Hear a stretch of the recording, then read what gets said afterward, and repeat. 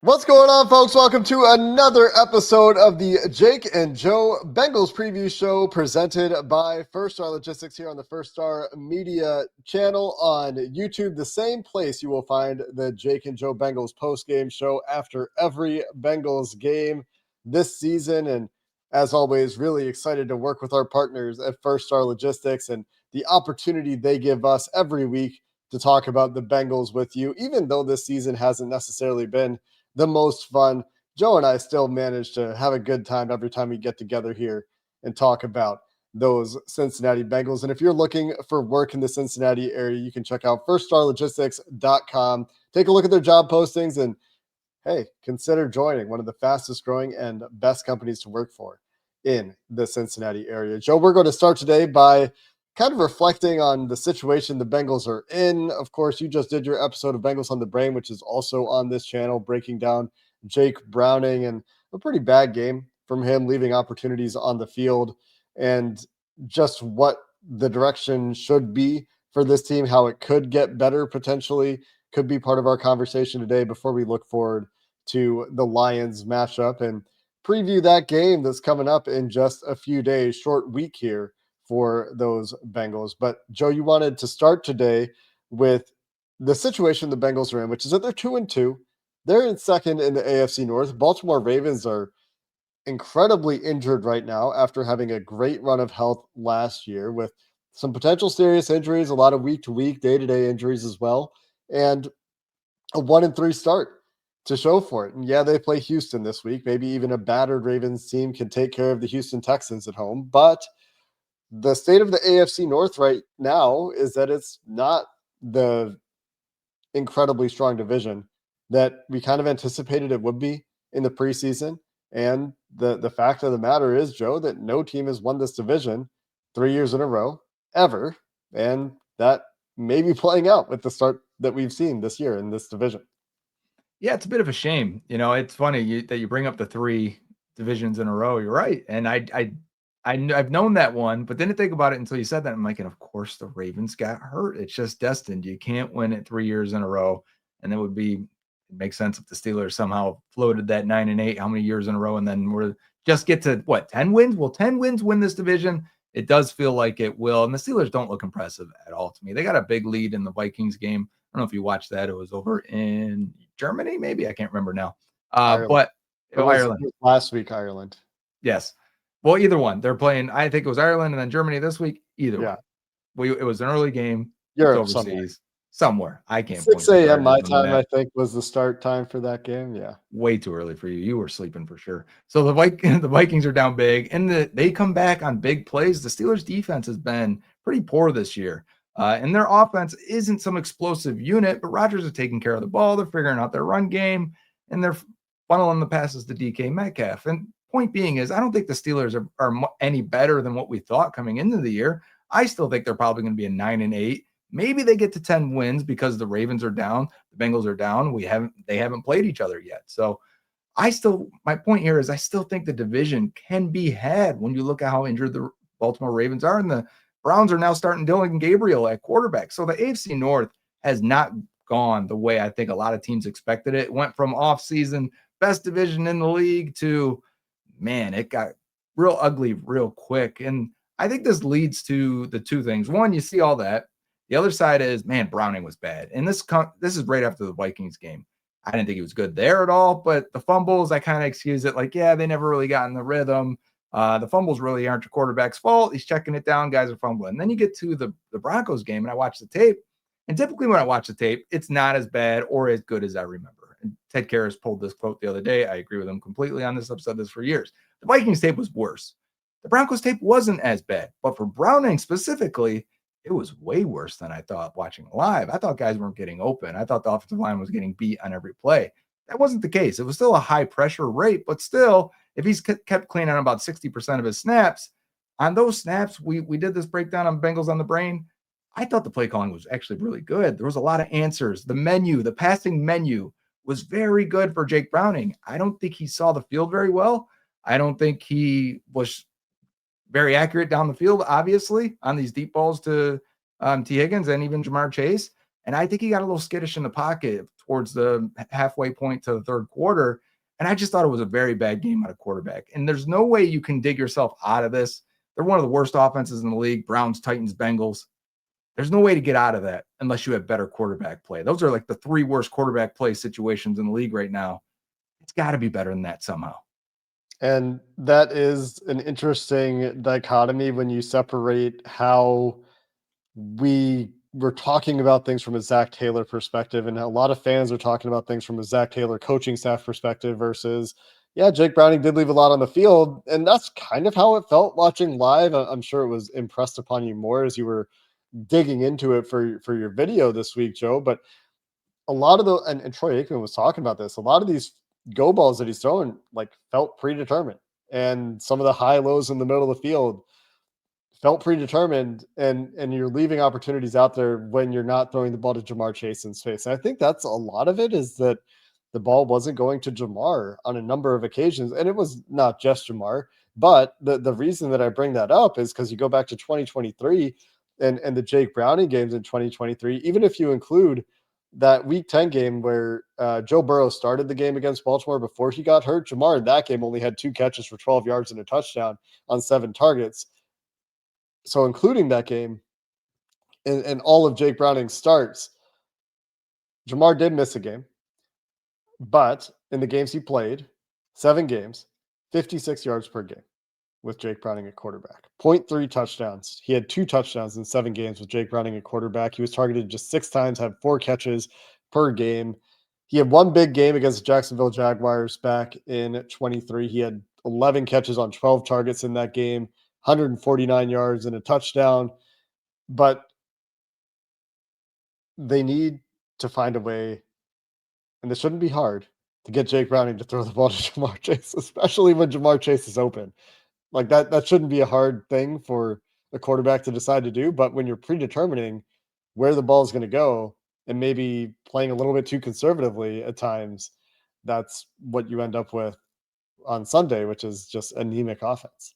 Yeah, we even saw Jamar on the sideline. The broadcast caught it where he goes up and he talks to Zach Taylor. This is, I believe it was after a screen pass. So that's another thing from 2023. Jamar's average depth of target went way down with Jake Browning in because they started just feeding him screens, which is a great way to get the ball to him. But that happened again in the Broncos game. I think they started with a screen, and I think his last catch was a screen as well. And he may have had a total of 2 yards from those 2 catches. So it didn't work out well for him. We didn't get the blocking in front of him. The ball fluttered to him in each one of those. I thought you got to really zip that thing in there to let him get some space to run with after the catch. But you see him go up to Zach Taylor, and I think a lot on social media has been like, oh, he's yelling at Taylor. I came away from the film review saying, you think he's yelling at Taylor? I don't think he is. I think he's like looking at this like, man, Browning has to get me the ball. I'm open on all these plays. And Zach's like, I know, like we drew up a lot of plays for you here. There was a lot of opportunities. You probably should have had 10 targets, 7 catches or whatever. And he didn't give it to him. He didn't funnel it to him. And there was other times where I thought there's a play. I think Troy Aikman may have highlighted this one where he actually feeds it to Jamar on the underneath where the linebacker jumps on him. And Gesicki's at the second level read there. That's a high low. As soon as that linebacker plants or bites up, that big play to Gesicki, he never throws it to him. It felt like every high-low opportunity Jake Browning had in this game went low. He took the low. Yeah, exactly. It's like I want him to push the ball down the field, but the go balls to the outside are low percentage numbers. Especially with Jake Browning throwing them as inaccurately as he is. He's like a 24% deep ball thrower. It's not good enough. It's not like we're talking about the high-end guys in the league that are at 45 to 55%. Maybe we'll talk about one of them a little bit here. But if you're going to play that style of offense, I want to actually get the ball to the 2 weapons, to T. Higgins, to Jamar Chase. If you want a chance for this offense, everyone would agree. They would agree, right? You want to get the ball to those 2 guys, and it's got to be an accurate throw. And it's got to be in situations where they can either run after the catch or make big plays down the field. And that includes Jamar down the field. I want to see him get some balls down the field. We can't go all year, 56 yards per game, in a prime Jamar Chase season. We need to get some end breakers too, just Yeah, in general. I feel like most of the balls that Jake Browning threw, there's a couple of end breakers. We just talked about one, the high low for Gesicki and Jamar Chase, and went low. That was a high ball too. Maybe if he puts that on the numbers, Jamar might have a chance to run after the catch. Maybe not. The linebacker that was in coverage on Jamar of all people to be covering Jamar in that play was right on top of him it was. in the zone covers that ensued. But I felt like a lot of static targets, not a lot of end breakers in this game. Of course, he hit the backside dig to Andre Yosevach in what was his most impressive play of the day, the only play that it really felt like he felt calm enough to read out properly. Yeah. But at that point, the game is over. I It think there was just, only one of 2 completions over 10 yards too. So the one to T down the sideline yep. and then that one to Yoshi. And I And got a the data only one point for between you. the numbers. Yeah, I got a data point for you on that to go right off that. Right, I just saw this chart on Twitter, I think this morning or yesterday. The biggest EPA pass around the league right now is the intermediate middle, and we are not Yeah. attacking it, and they're not using it. I mean, and that's never been a staple of Joe Burrow offense or Zach Taylor offense. That's not been something that they've done with Burrow at quarterback in particular, but with Jake Browning at quarterback, you need to be able to target that part of the field because that's a part of the field that you can really stress coverage rules and get guys running free. It And I felt happened like to they the did in Bengals. 2023. And it happened to the Bengals. We can look at that. It happened to the Bengals. You think about a couple of the Justin Jefferson catches from the Vikings game, like everybody knows where Justin Jefferson is on every play. But sometimes you can get these guys open on end breakers because you know how to challenge the coverage rules of cover 3 or cover 6 or whatever you're expecting to get a lot of in a week. And you need your quarterback to be able to adjust to that when they show single high pre-snap, they rotate into cover 2 post snap. You need your quarterback to be able to adapt to that and figure out where his answers are if you don't get the look you're looking for. That's just basic NFL quarterbacking, something that Joe is really good at that they need Jake Browning to be able to do. But uh, I am now curious to see the full season passing chart for Jake Browning and how many of his passes have gone to the middle of the field because I have a feeling that it's not a I think very he big was number. 1 for 1 this week, so I'm assuming it's not many, and I feel like no, I was thinking of his interceptions versus the Jags. The one was in the middle of the field, Devin Lloyd picking that off. So you have the Yeah, numbers now? yeah. So he's 4 of 7 on intermediate passes, which are aimed 10 to 19 yards downfield. Between the numbers is all I have. I don't have between the Mhm. hashes or anything like that. So it's a pretty broad categorization of middle of field because the numbers are pretty far wide on a football field, obviously.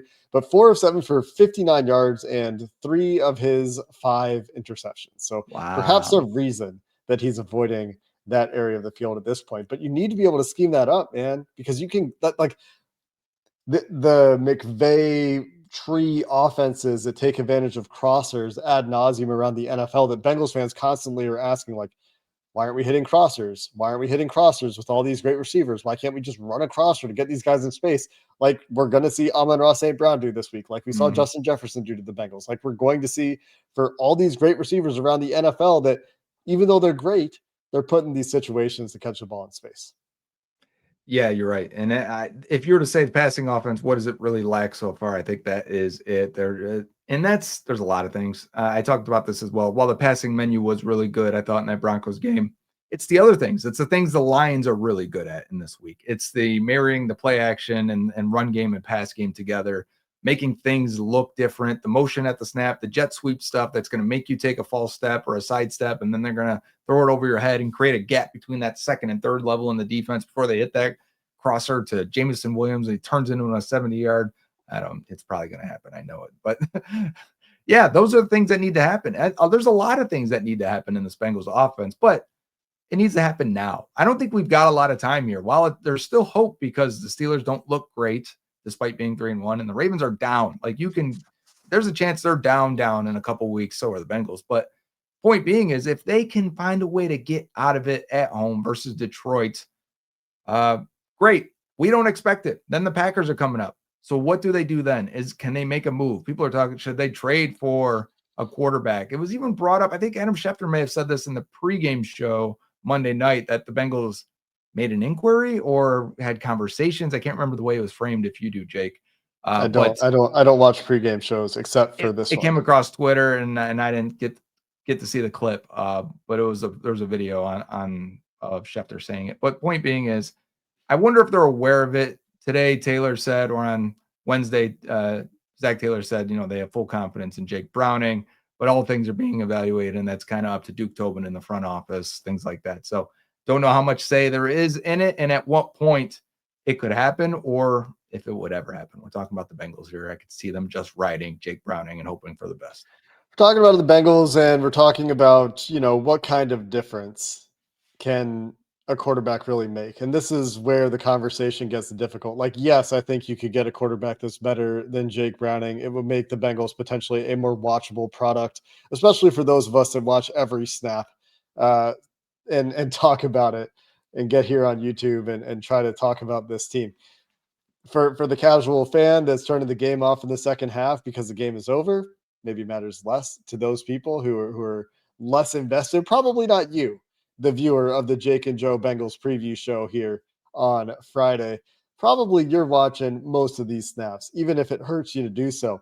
So make it a more watchable product, and I don't think there's much of an argument about that. And so you look at the quarterbacks that are being discussed, and I think that's mostly Giants quarterbacks. It's, I think, largely Russell Wilson and Jameis Winston. Jameis Winston will be fun in many ways on and off the field. I don't think anyone believes that Jameis Winston has been good, especially for more than a game here or there throughout his NFL career. Russell Wilson, I don't think is good anymore. But Joe, you can make a persuasive argument that says that there are things that he is still good at, despite the overall profile of what Russell Wilson is at 37 years old in November, that would make the Bengals potentially more competitive, more fun to watch. The challenging thing for me, Joe, is then convincing me that the move is worth it, that it moves the needle enough for whatever the cost is. If you can make it practically free, then you can get me more on board. Yeah, and I'm talking like a 6th or 7th rounder, right? I'm thinking it's going to be a late pick. Maybe it's a conditional pick. Maybe it's a pick swap. So you don't lose a pick, you just lose some value in your picks, right? I could see any of these things happen, but it would be cheap. The cheaper you get it, the better. But I think Russell Wilson would be the way I would go. Sure, I agree. Winston would be fun and entertaining. He'd be full of quotes. I'd actually maybe listen to a press conference because he is a fun guy and he's easy to root for. But at the same time, you're right. He's never been good. His completion percentage is extremely low. We're talking about completion percentage has never been higher across the league. And the teams that are above like a certain mark, I think it's 65.6 or something. I just saw this come across my feed. They're the winning teams. Anyone below tends to lose. So if you're not completing passes, and Winston hasn't in his career, you're still not going to be good enough to win. And he's a guy who's he's willing to throw it. He's willing to move. He's willing to extend plays and try and do something crazy. He's fun to watch in that case. And when you have T and Jamar, it'd be a lot of fun. I just don't know if it makes a difference. I agree.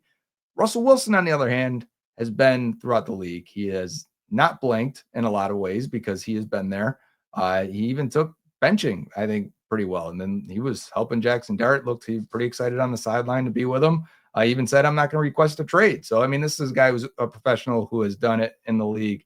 And he still is one of the best deep ball throwers in the NFL. He led last year in completion percentage over 20-yard throws. I think it was at 54%. The next guy might have been 47%, which is a big gap. He can do that. He was pressured on about 38% of his throws, which is a little bit lower than what the Bengals are dealing with now. Browning's hitting around the 40% mark. So it's pretty close, which means, hey, how's Russell Wilson going to throw a moon ball when this offensive line is so bad? I know what you're asking. The moon balls don't take a lot of time. You get to that, it's a one step, maybe a two-step, a hitch, and I'll launch that thing down the field. He can still do that. He has done it this year. Check the Giants versus Cowboys game and how often he was hitting those deep balls and keeping the Giants in that one where he threw for like 380 yards or something. He can still do that. And I think with T and Jamar, that would be welcomed for them. I don't want to waste their prime seasons. I don't want them to be upset with the team. I don't want the locker room to lose faith. I want, in my opinion, an entertaining product. I want something that I would actually like to watch and like to review and like to spend money and go to these games. I think it's worthy of an effort to get a guy in here that could be, even if it's marginally better. I'm not saying Russell Wilson is good. I'm talking about marginal improvements at the most important position in sports. Currently, one of the worst offenses in the league. How many games do you actually expect not just to win, but to be competitive in? They're on pace to be absolutely blown out in a lot of games here. There's an argument to be made to make it more entertaining, to try to boost morale. Those arguments are there, they exist. And where it gets challenging to me, and we talked about this before we were recording, is just how much of a difference does it make? If it moves the needle from 3 wins to 4 wins, but they're more fun along the way, like, yeah, there's value there, but there's not really value there. There's value there in the short term. There's value there in making it more palatable, but in the long run, it doesn't really matter if it's not going to get you to a point where you're potentially playing meaningful football in the winter. And if you're not getting there, and I don't think there's a move that gets them there at quarterback, then I think it's also fair to say, like, okay, what's the point? Why are we Right. really entertaining this? Russell Wilson, to his credit, is completing still this year 47% of his deep balls, 8 of 17 on deep passes this year for 290 yards. In the intermediate part of the field, he's 11 for 18 for a 61% completion rate, which is still pretty good in that part of the field, especially in the intermediate middle between the numbers, 4 of 5. And that part of the field is Russell Wilson.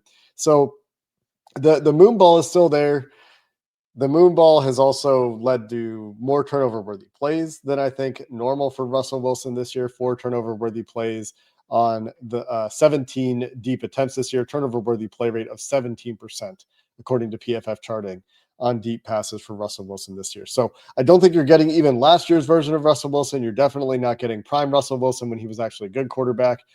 But if you wanted to convince me that that's a move you should make, you could say that it would be more entertaining and it should be virtually free. If you could send like a 6th-round pick and get a 7th-round pick and Russell Wilson back, that's a way that you talk me into that argument. Now, we're not there yet, but speaking of trades, I think that the next few games are going to impact the way we approach the trade deadline, because either way, I think we're probably going to be talking about the Bengals should be active in the trade market this year, despite their history of not being active in the trade market. The trade deadline after the Chicago Bears game, which is the end of their 3-game homestand, trade deadline on November 4th this year. So you got 5 games between now and then to figure out what you're doing with some of your short-term assets if you're the Cincinnati Bengals, and what you want to potentially do in terms of bringing in help at positions where you may need it.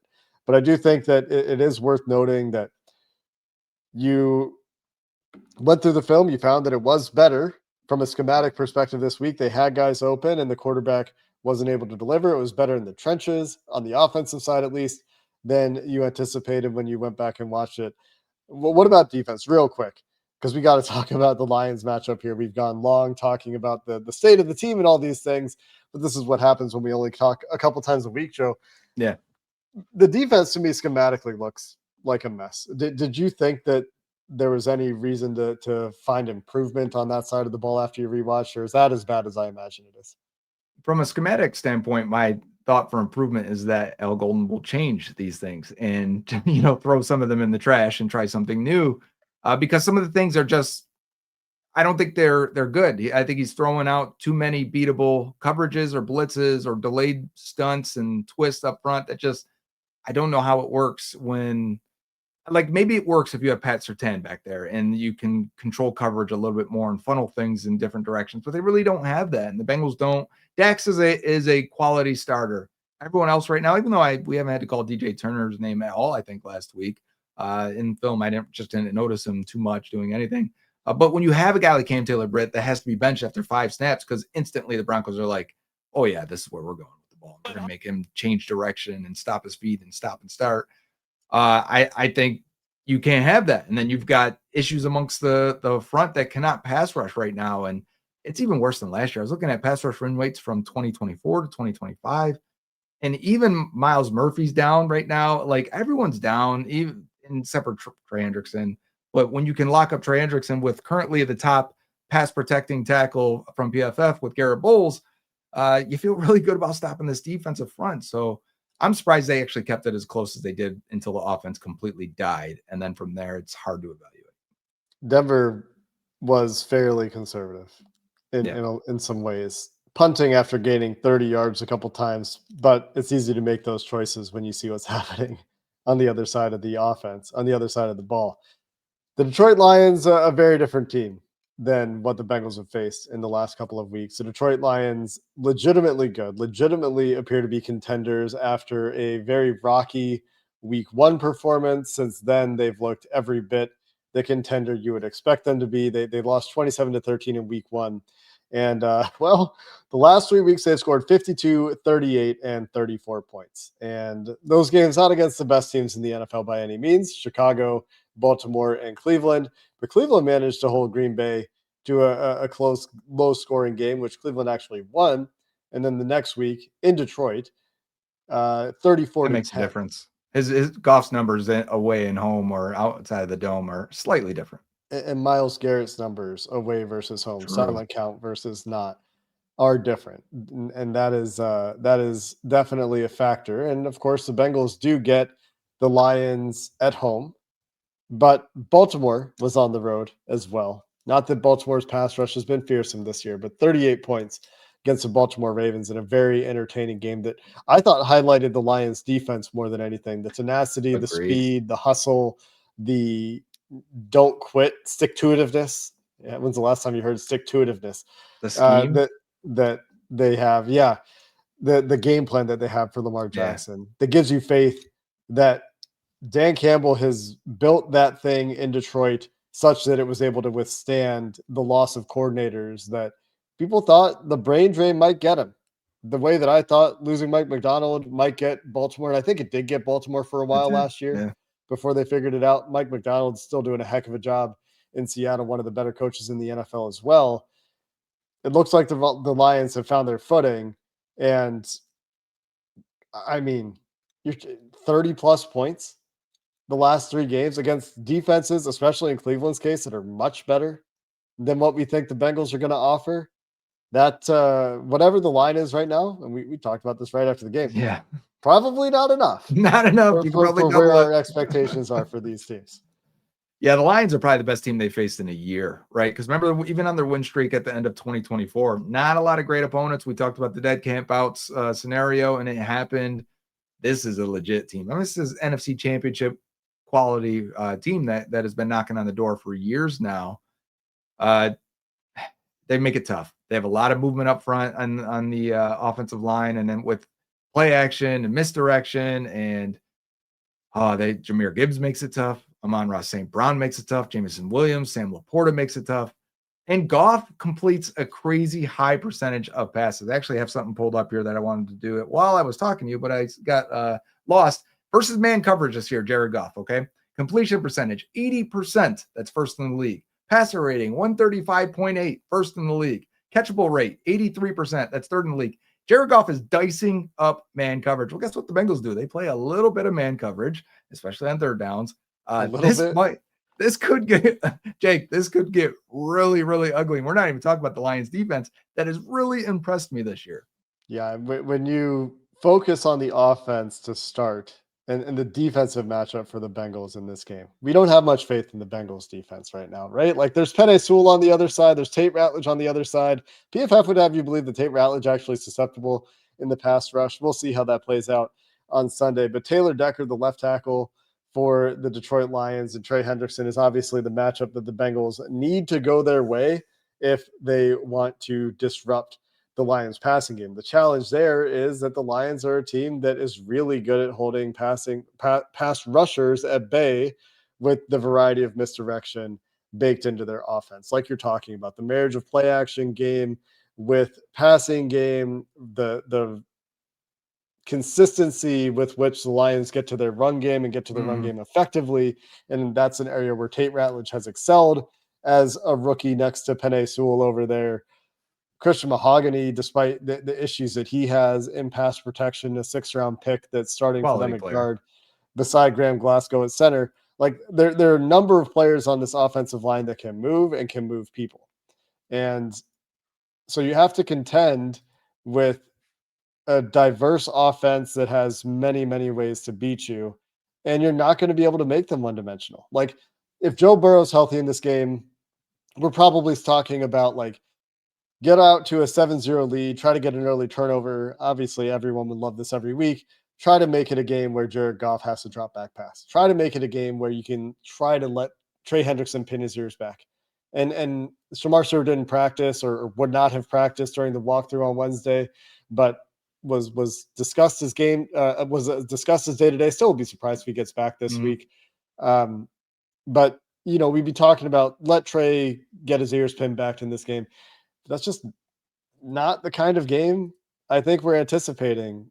I don't know how you could possibly anticipate that kind of game at this point. And Detroit using play action on 30% of their dropbacks, Joe. Screen game on 10% of their dropbacks. You're going to get They do 40%. That 40%. is, yeah, 40% of their passing offense is schemed. anti Joe Burrow, the Yeah, that's anti right. the anti spread drop back offense. And easy mode is what is how I've been doing it. Since Joe Burrow's offense is hard mode, that is easy mode offense, and that is not easy to stop. Which is why it's easy, because you get good chunk plays out of it, you get easy completions, and you keep the chains moving. And I expect on that half, you look like you're getting a play lined up here. I didn't know if that was the case or not. We do have an Amon-Ra St. Brown touchdown here.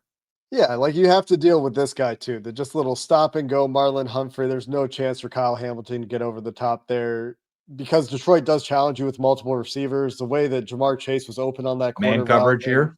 it is man coverage, but they don't. You can't really cheat on Amon-Ra St. Brown. He's going to line up all over the place, and there's multiple guys that can make you pay in this Detroit offense. Like, you don't really know where the ball is going, and this just ends up with that little cheat motion and a stutter go.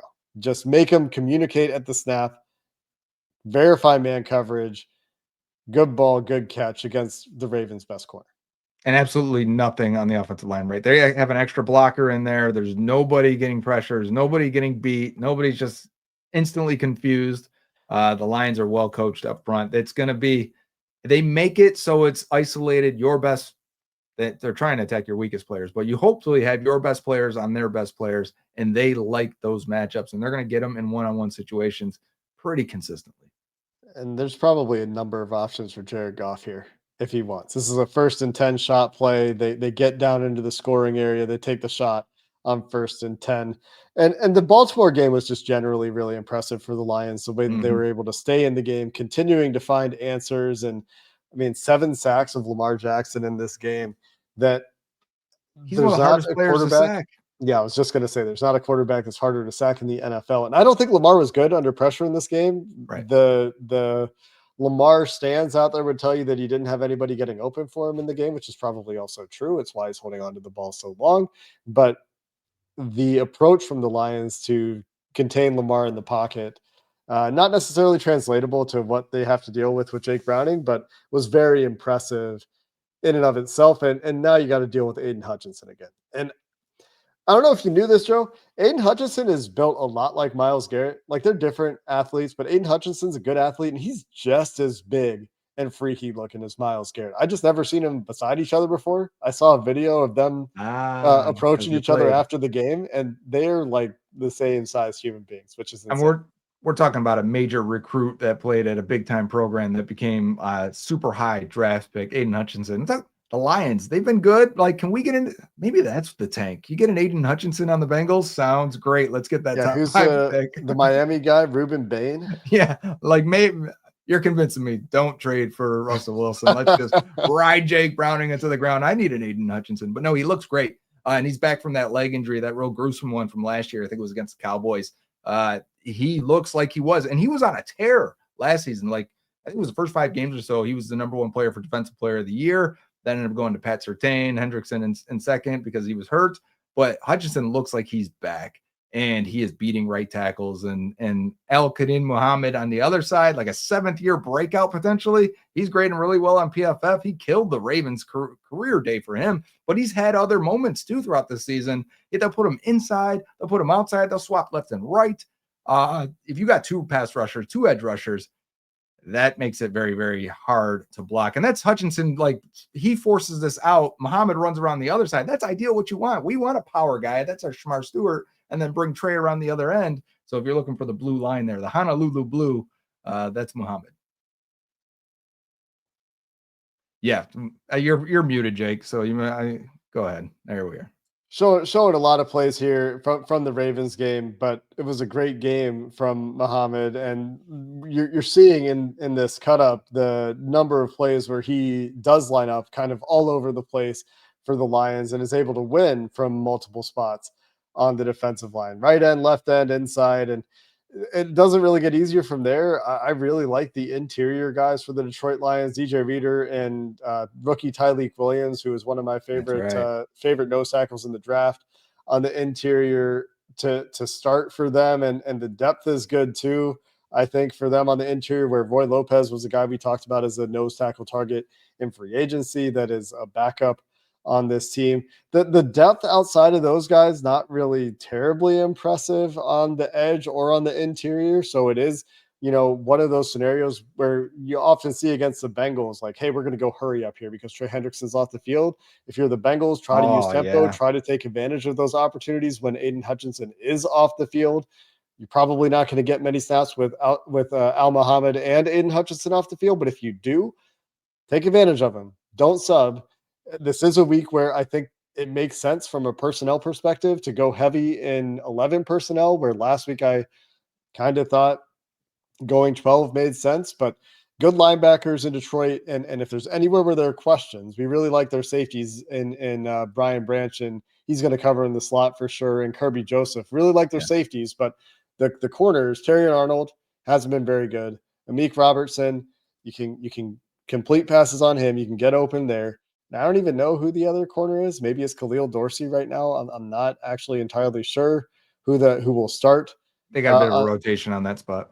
Rock Ya-Sin is also on this roster. Avonte Maddox on the roster. So some veterans that have been around for a bit. But if there's somewhere where you can take advantage this week, it's probably double teams for Aiden Hutchinson, wherever he is. Try to deal with Muhammad. Try to deal with the stunts and twists as the video is still running here. We're still looking at Muhammad I clips. was watching someone new each time.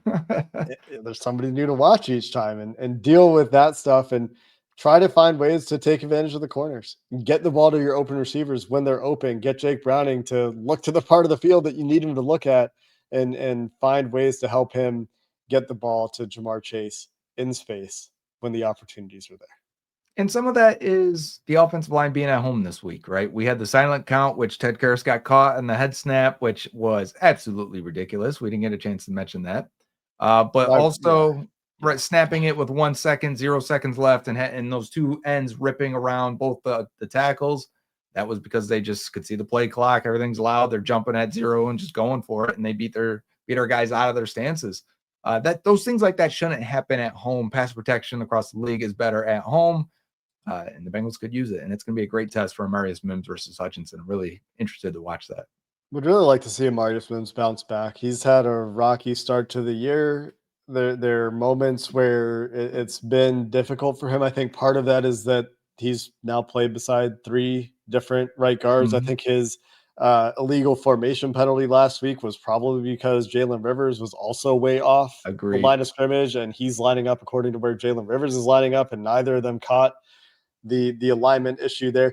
Got to clean up pre-snap penalties this week, by the way. I don't know how much we talked about this in the post game, but the 5, was it, I think pre-snap so. penalties on the offensive line? Can't do it, Can't win especially with at that. home.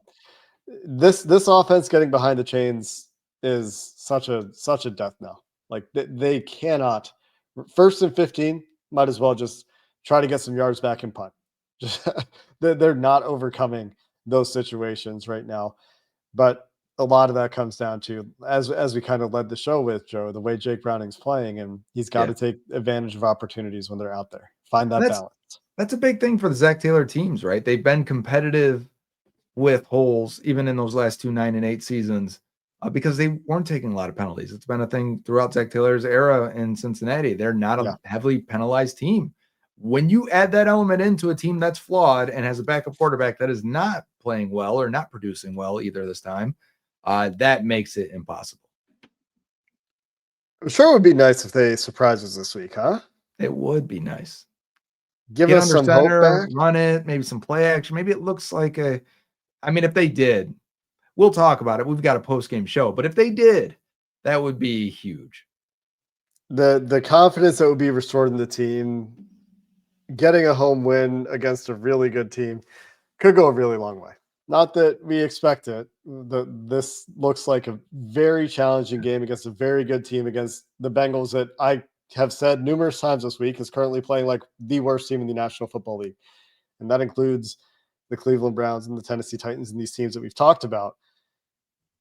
But if they can get it going, and they need to, because it's not easier going to Green Bay, that would be a sight for sore eyes, and we will have it covered for you here on the Jake and Joe Bengals postgame show. Same place right after the game on Sunday. And make sure you're following First Star Logistics on Twitter at First Star Log. Take a look there for all of the details about the giveaway for the postgame show. This week, we've got that WWE belt from Fanatics. Joe, I know you've got one of these really heavy duty belts. We have a winner from X. Follow First Star Log. Follow Dave Lapham in the trenches, DL in the trenches. Follow Joe Goodberry at Joe Goodberry, myself at Jake Liscow for a chance to win, and check out the instructions to enter from the First Star Logistics Twitter page on X. And we'll also have a winner in the YouTube live chat. And Joe, these things are pretty cool. Oh, they're definitely cool. And yeah, they sent me one last year when we were giving one away as well. And First Star sent it over so I could see it and show it during the show. And first of all, the box comes and I'm like, what is this thing? A 30-pound package. And I pull it because you can see what's coming in your shipments. And I pull it out, and it is very, very cool. I'm not even a WWE fan, and this thing is die-cast metal and just looks awesome. Even the case is cool.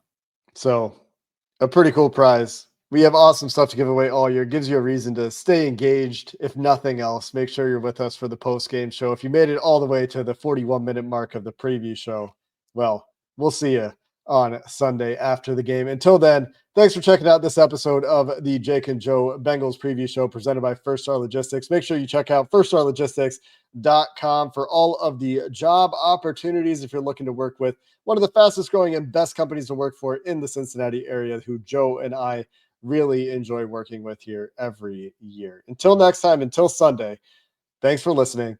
We'll see you after the game.